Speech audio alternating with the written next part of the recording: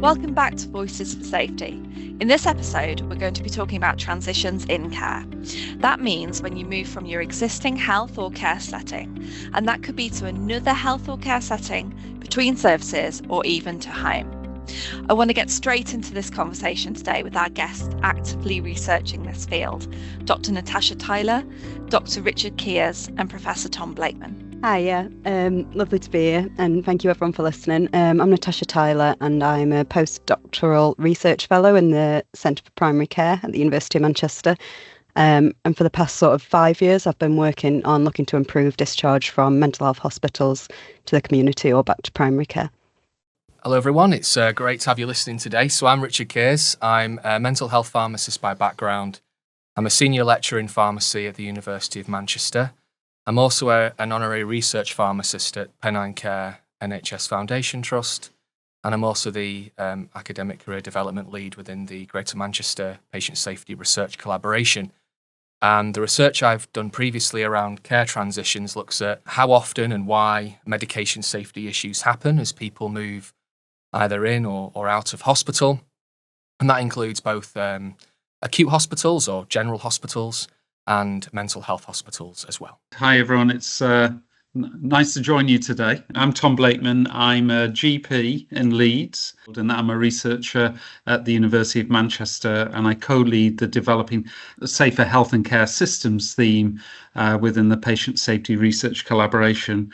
I've got a particular interest in improving kidney health, and with that, I'm interested in the care for people who've had a hospital admission that's been affected by what we call acute kidney injury. Thank you very much. It's really great to have you all here. So today we're going to be talking about transitions in care. And Natasha, can I come to you? Could you explain to our listeners what actually transitions of care means? Yeah, so there's quite a few different definitions that all sort of mean the same thing. And transitions of care is essentially the movement of a patient from one setting of care to another. So I think the easiest way to describe it is to give some examples. So you can have transitions of care which are within settings. So that can be primary care to specialty care, primary care to hospital care, between settings. So that can be hospital to subacute care, across health states. So somebody could be moving from curative to palliative care, or between providers, so from a generalist care to specialist care.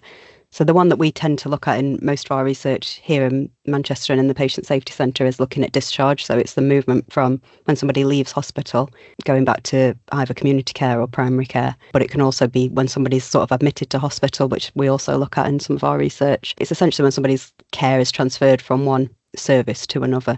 And the transitional care element of it is the actions and the processes that are in place to support that movement. Transitions of care then, do they present as a particularly difficult time for patient safety? Absolutely. I think whenever someone moves between levels of care or care settings like Natasha was describing, it's a time of change, and it can be a time of great emotional turmoil for patients and their carers, their families, because they might not be, for example, at discharge, they might not be going back to the place from whence they were admitted. They might be going somewhere else. Their circumstances may have changed dramatically. So even if they are going back to maybe their home or the place where they came from originally, their health may have deteriorated or it may have changed. The amount of care they need could be really different. Alongside all of that, you have different healthcare teams who are trying to support that person and those individuals to make that transition. And that might be through a number of different ways. So it could be through medications, but it might also be things like ensuring they have the follow-up care that could include referrals to other specialists. It could include having blood tests, going for additional scans, seeing new services and new people. It might also involve support with housing.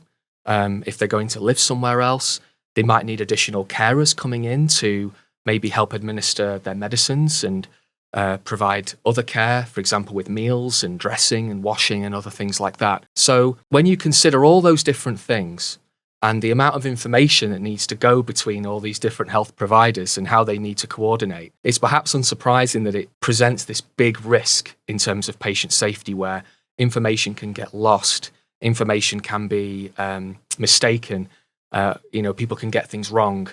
And that's been recognised by the NHS in their patient safety strategy. It's been recognised by the World Health Organization. They had a few years ago one of their global priorities for action around medication safety, and transfer of care was in that document. How much does that present a problem in terms of patient safety incidents that we see? Is it one of the main areas that we see patient safety incidents? Is it sort of a big, broad enough area to worry about? Yeah, I can talk more about what the risks are with medication, because that's where I've mainly carried out the research that I've done.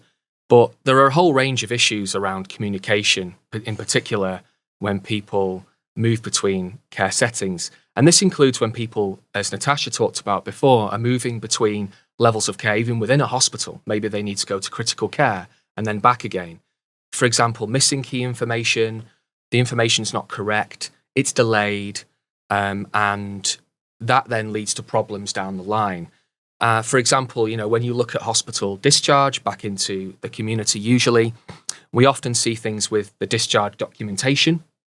So when you think of medicines, it might be that during the admission, lots of medicines have changed, and not always are those changes communicated on the discharge summary. So when the patient's back in the community, some of those medicines might be restarted by primary care, who are unsure as to whether they should or shouldn't be. Maybe, the patient or their family aren't aware that they've been stopped or don't understand why, and so a decision's made to restart it, but that can create risks. Equally, it might be that patients and carers and families decide to restart or not continue certain medicines because they're not sure, and healthcare providers aren't aware of that. Also, you find that there is a high risk of errors at this stage. It's hard to put an absolute figure on this because different studies have different estimates. But in a systematic review we published a few years ago, the middle value across lots of studies when we looked at medication discrepancies that people experienced in the discharge process was about 50%. So some studies were less, some studies were more. Yeah. But I think the overarching message is that they are common. They do affect patients commonly. This is particularly with medications on admission and on discharge from hospital. And we know which groups might be at higher risk for some of these medication-related issues. So we're talking about older people, people who may be prescribed more medicines, people who have more health conditions. So the more health conditions they have, they may be at higher risk. And there are certain medications as well. So these are what we might call high-risk medicines in terms of the harm they could cause. So medicines to thin the blood, to prevent clots, medicines to treat pain, medicines to treat mental illness, and insulin for diabetes. These are all medicines we know to be perhaps more frequently involved in certainly the more risky incidents that we see when patients go home from hospital. Yeah. And I guess, Tom, you see that with patients in regard to their kidney health as well. So, I guess you need to be mindful in general practice about the implication of medication errors on kidney health. I guess generally for the population, not just only those people that have had a kidney injury. Just picking up what Richard was saying, a lot of these things are happening in the context of workforce pressures, people needing or pressure for people to be discharged relatively early from hospital when actually they may not have got into a stable state as such or be entirely ready. So there's a pressure there, and sometimes the decision making around the discharge and the communication of the discharge is happening in that pressurized world and the resourcing of the transition is not necessarily always effectively resourced. So some things that maybe need to happen are appropriate senior oversight of a decision of what the next steps are when people's been discharged. Clarity on the purpose of follow-up sometimes can get lost. They're probably common things that need consideration. When you're thinking about people who have had a hospital admission that's been complicated by acute kidney injury, that's saying that's a marker of vulnerability. These people are at high risk of rehospitalization. If you get it right for people who've had AKI, you might get basic care right across the system. So it's a marker of system health. As Richard was alluding to, sort of the things about ensuring, coordinating early follow-up, timely follow-up, purpose, involving people in their care, assessing their fluid status when they're back home, assessing their blood pressure, looking at their medicines. Are there medicines that were stopped that need to be restarted?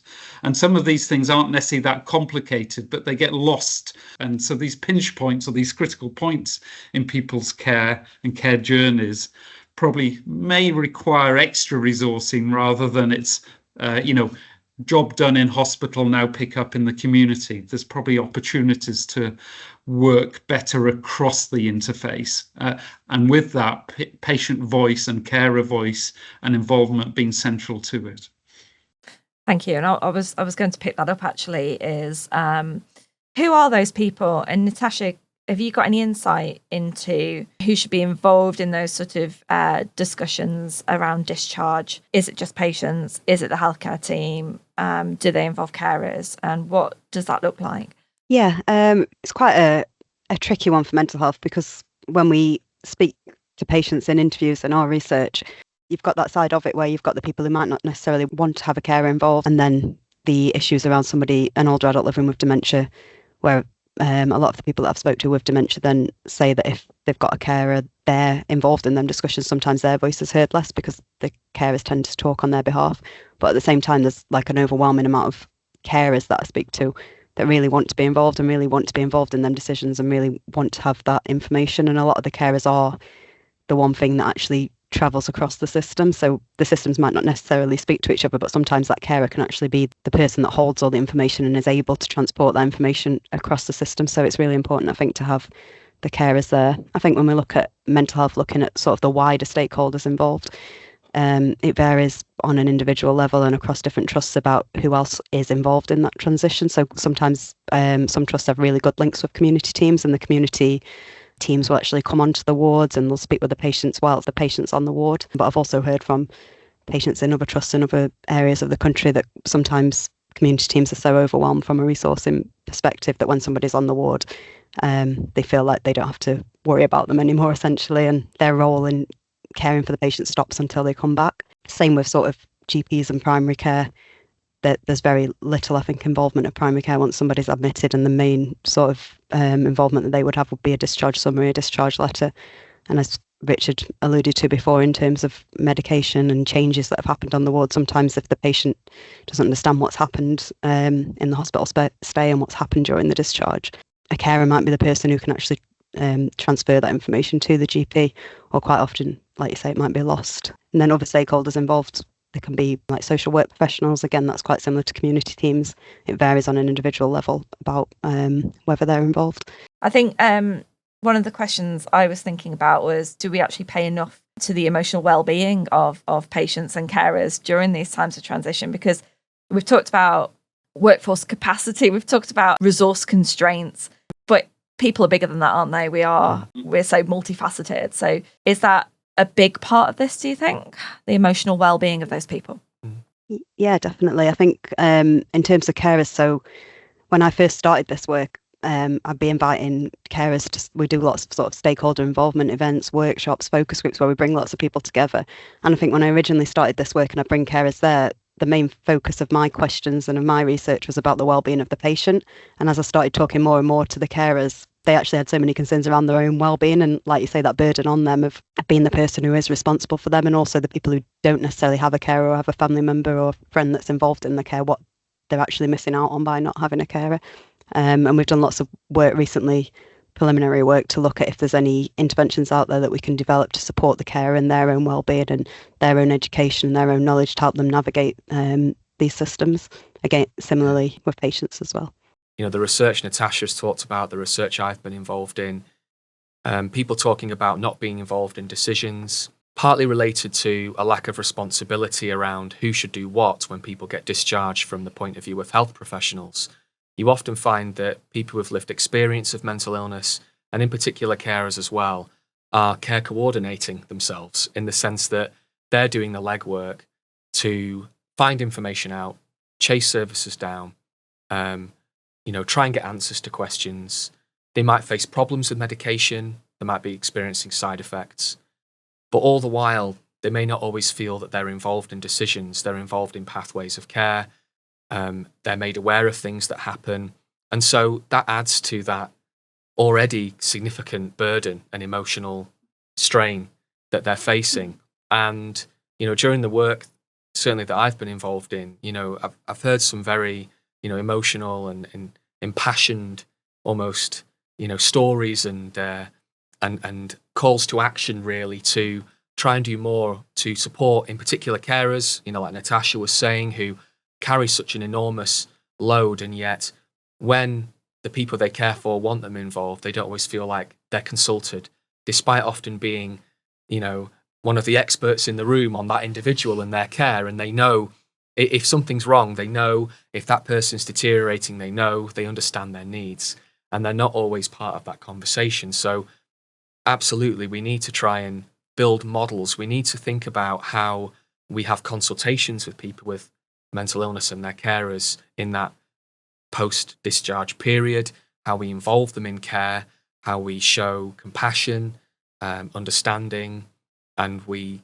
collaborate with other services better. In a better world for you, what would that care coordination look like? I think it probably starts, I guess, you're thinking about types of interventions that can be tested. And, if you're thinking about transitional care interventions, if that's the right phrase, you've got pre-discharge work, you've got interventions that bridge the gap across what's maybe going on in a hospital or secondary care setting and into the community, and then post-discharge work, and how you join some of those, together. And so you're thinking about that in the decision making with people about when is it really appropriate for someone to be seen? Do they need to be seen so quickly? Can it actually be a few months down the line, everything's fine, but who needs to be seen early? And if someone needs early follow-up for what reason, then that might need coordinating and someone to organise that, scheduling the appointment for somebody, as opposed to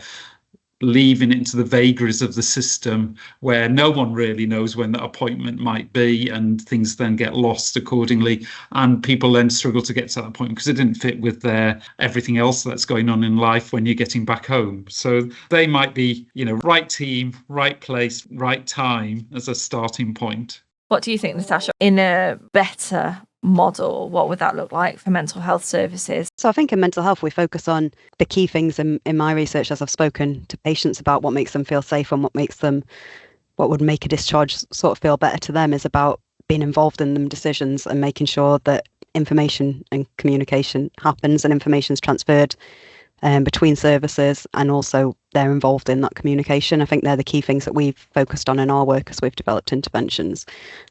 So from the development of our intervention, which is called Safer Mental Health, we look at the transfer of the information and the collection of information about people's social needs. So as soon as they're admitted, a lot of delayed discharges happen because people don't have the right accommodation or finances aren't sorted, and there can be little things in people's everyday lives that get missed, that somebody's been admitted to hospital and nobody knows that they've got a cat at home that's been sat on fed for 2 weeks. And it's about just capturing that social wider information about the person, and quite often somebody might have that information in the system, but it's not moved with the patient as they arrive on the ward. So we begin with sort of capturing that information through the patients themselves or through communication between services, and then also that involvement in the discussions around discharge. So a key thing that I've heard again and again and again with lots and lots of patients that I've spoken to is that they didn't realise they were going to be discharged until the day that they were being discharged.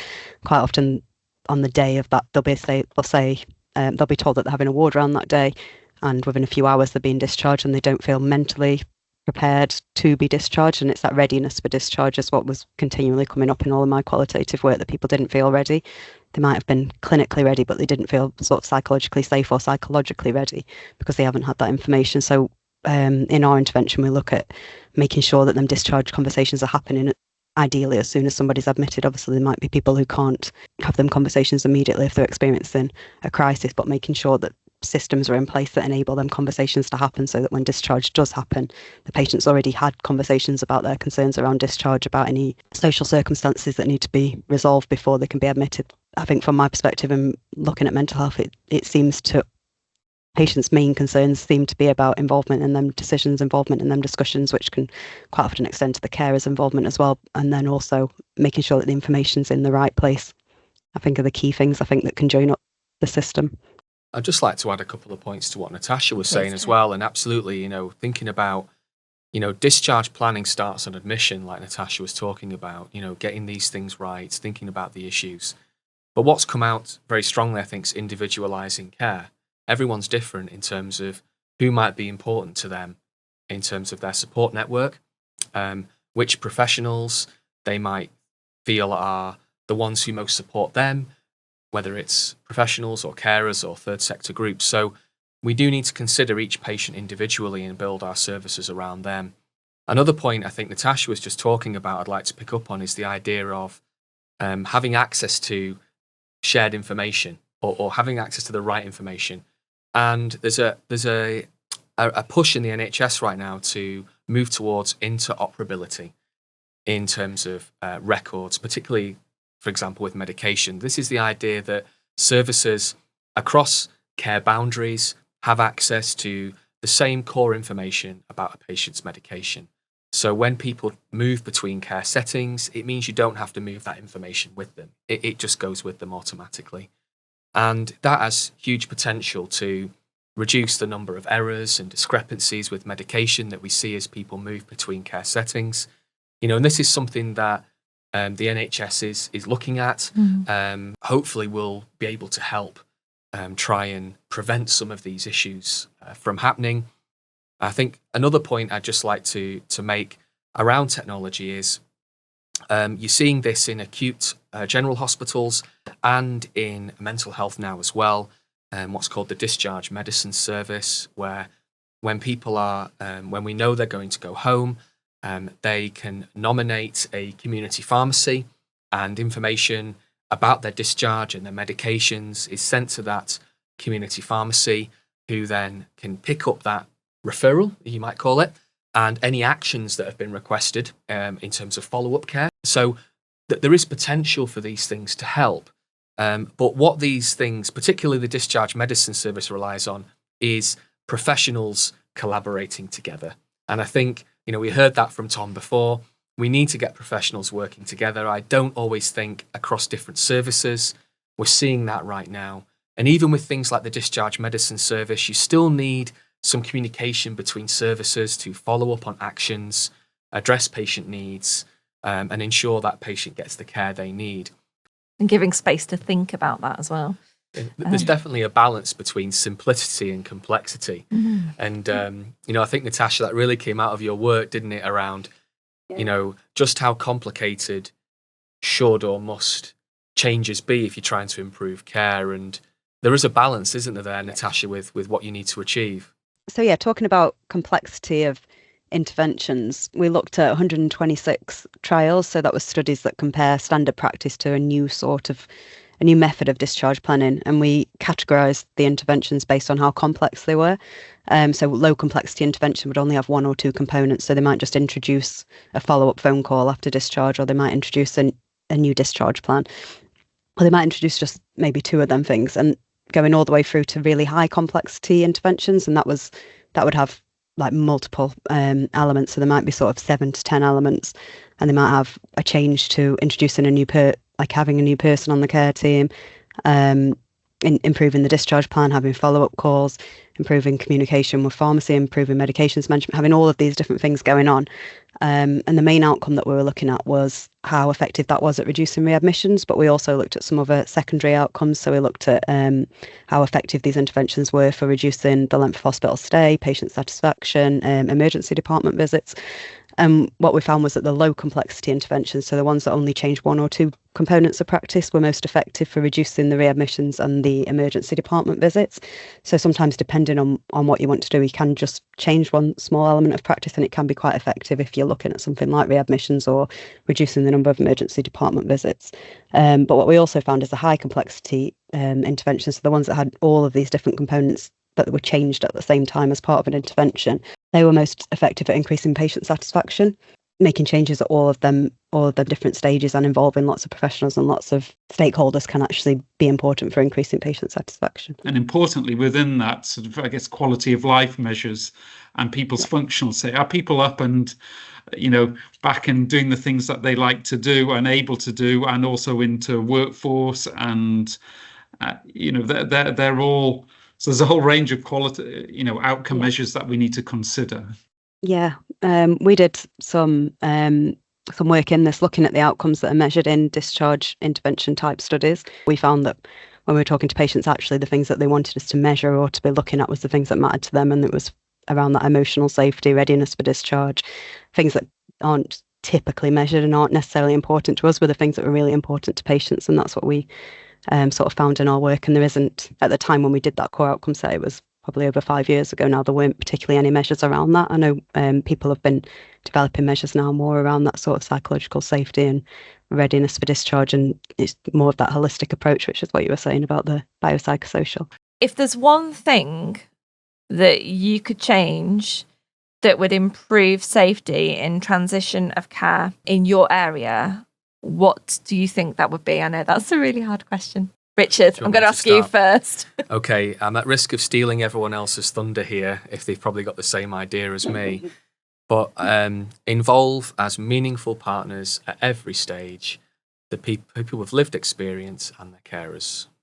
Yeah, and I'm going to sound like I'm repeating myself by saying communication, and I think it links up completely to what Richard was saying, but I think it's just about talking to each other, and it's not necessarily that people don't want to talk to each other, it's that the system is so burdened and stretched that there needs to be a system built that enables that communication in a more rigorous and meaningful way. So it can be communication between services, communication with carers, communication with patients, but it's just about improving the quality and the frequency of the communication and finding ways to do that. I think that's all that patients say to me is just talk to me and talk to each other. That's the bottom line for patients, I think, in my interviews. Talk to me and talk to each other. And I think what you said about, talk to me, talk to each other, and I think technology can really help, particularly when you've got health providers. Technology is probably the way. You've still got people working in silos. We need to rewrite people's job descriptions and how teams function to better integrate. We still hear in the research I'm doing of difficulties ringing a team, being passed around, not finding the right person, being left on hold, and all the while you have a patient there in front of you or someone you're worried about, and it must be challenging still to find the people you need to speak to. I mean, for all of us, but either as patients, carers, health professionals, we all have uncertainties. Decision making is complex and things crop up and you think, should be doing this, should be doing that. We need to work as a team to sort of resolve some of those uncertainties. And I think it's creating safe spaces for us to function as better teams to help think through. And that what Richard you're referring to about getting hold of someone just to clarify quite quickly. Yeah, this you're okay taking this route and don't be too risk averse. This is okay. You got confidence to make this decision with somebody to say, let's give this a go. And here are the backup plan should this or this happen. It's helping people build confidence to not pass risk and problems across the system and create a collusion within the system. We need to strengthen the ways that we can work and make effective decisions with people.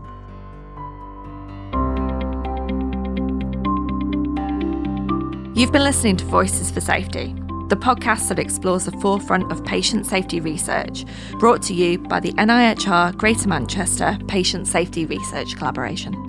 If you enjoyed today's discussion and want to stay updated on the latest in patient safety, be sure to follow us for upcoming episodes.